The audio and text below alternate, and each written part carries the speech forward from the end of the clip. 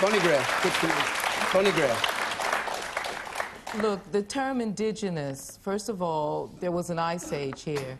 There were no people here in the ice age because they couldn't live in the ice. Let's not go too far. Hang on, no, this Bonnie, is let's not go too far back. No, I'm not. No, listen. We'll be here all night if we started the ice age. David, Nick Griffin calls his party for indigenous ice age. Am I wrong? The people largely descended by the people who came here when the ice melted. Okay, when the ice melted 17,000 years ago, people came up from the south, didn't they? They couldn't come from the north. Where would they have come from the south? All of us, and you know this because you have a tube too in history, all of us are descended from Africa. You wouldn't disagree with that, would you? Okay, now the only people who were here on this continent, and I've got a lot of books, in fact I brought a lot of stuff for you to read, Nick, because you need it. The only people who were here, and I call them people, were Neanderthals. Those were the people who were on the European continent. Now, if you don't believe that, you can come to the British Museum. We got lots and lots of information for you. I really wish you come, because the history you've got on your website is a joke. It's wacky. And anybody who would seriously get upset by it... You're in the middle of the white shirt there. Oh, no, you've spoken already. No, you haven't. All right, speak up then. This is a question to Dick Griffin. I beg your pardon, Nick. Now, come along, just make a statement. You're committed to stemming the flow and reversing the flow of immigration into the UK so that we revert back to a white Britain. Where do you want me to go? This is my country. I love this country. Yes. I'm part of this country. You know what? I was born here, I was educated here. You'd be surprised how many people will have a whip round to buy you a ticket and your supporters to go...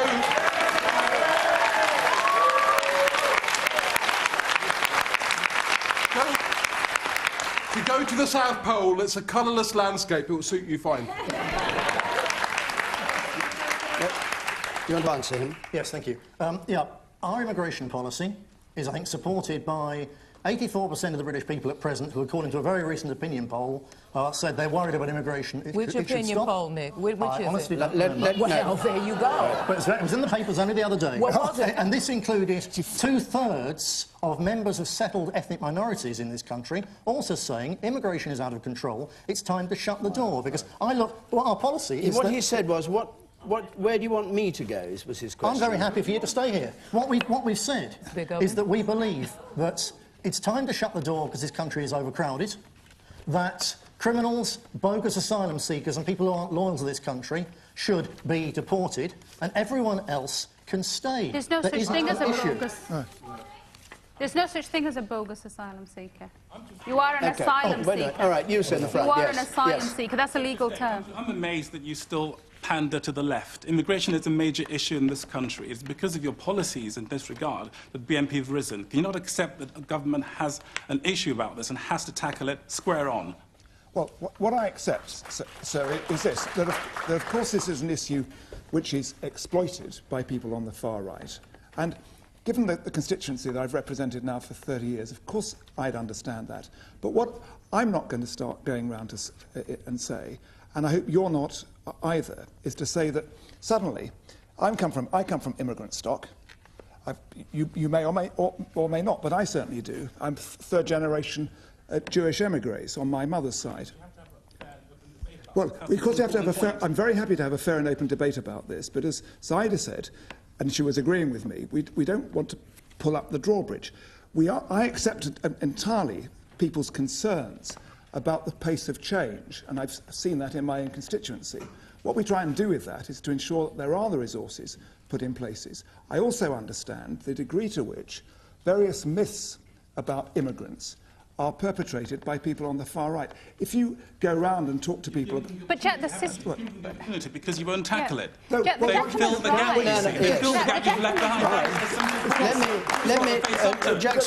Jack Straw, let me just put to you a quote from your own Labour Frank Field, a much respected speaker on this issue, who in today's Daily Telegraph said, "A fight back against the BNP will only begin when the party leaders give a full pledge that our population will not breach the 65 million barrier." Well, 70 million being predicted. Do you support that idea? No, I don't. And Frank why not? I'll tell you why. Because Frank is a good friend of mine, and he's an old friend of mine. But I don't happen to believe that putting a cap on population is possible. Why isn't it possible? Because you then have to put a cap on, for example, the number of children that people have. You also have to decide that you're going to be very, very authoritarian in who can come into this country. What we have done, sir, and we have responded to the concerns very significantly. For example, by tightening border controls, introducing the kind of checks on people going out as well as people coming in. But no cap is what you're saying. And we've done that, but what we've also done is to introduce the Australian points-based system for work visas. But Jack, none of your systems are working. No, they are. That gentleman is right. So, I'm very sorry. These systems are working, and what, for example, they're doing in respect of work permits, and I've seen that with my own constituents, is that getting a work permit is now much more difficult, and we can adjust, as Chris was saying, the numbers each year by changing Jack, the until we start having the honest debate. We're having an honest debate. You have to start having an honest debate. You're in denial, and that gentleman is right. All right. All right. Nick Griffin, he says it is working. Do you think it's working? I don't think it's working. You see with your own eyes what's going on in towns and cities all over Britain. The place is changing at a huge rate, and the ordinary public simply do not want it. And it's time the elite learned that. The man in the blue, with the blue tie on, the pale blue tie there, and the blue suit. Yes, sir. Yes, why are we letting thousands of immigrants into our country when we have rising unemployment? Why what? Because why are we letting... Who said that? We have rising unemployment in this country. Yeah, go on then, speak up. I work with immigrants, refugees. Nick Griffith should probably visit my workplace. I had a student who was a qualified doctor in her country, and she worked proudly as a cleaner in this country. I have other students attempting to learn English so that they can contribute positively in this country. And they're taking on jobs that some English people, according to Mr. Griffith's definition of English, are unwilling to take, some foreigners unwilling to take. OK. I'm going to move on now because we've, believe it or not, only got under 10 minutes left, and I didn't want this whole programme to be about the BNP. Shalina Nilavera, please. Should the Daily Mail have published the Jan Moyer article on Stephen Gately? Should the Daily Mail have published the Jan Moyer article on Stephen Gately, the Boys' Own band member who died suddenly, and the Daily Mail, Jan Moyer, published an article which caused a great number of people, I think over 22,000, to complain about it. Bonnie Greer. One of the qualities of our democracy, and it's the most important, maybe, is that we have freedom of speech and freedom of expression. If we don't have it, we're doomed. I didn't like that article. I thought it was nasty. I thought it was cruel. I thought it was inaccurate. I don't know where this woman was coming from when she wrote it, and I despised it.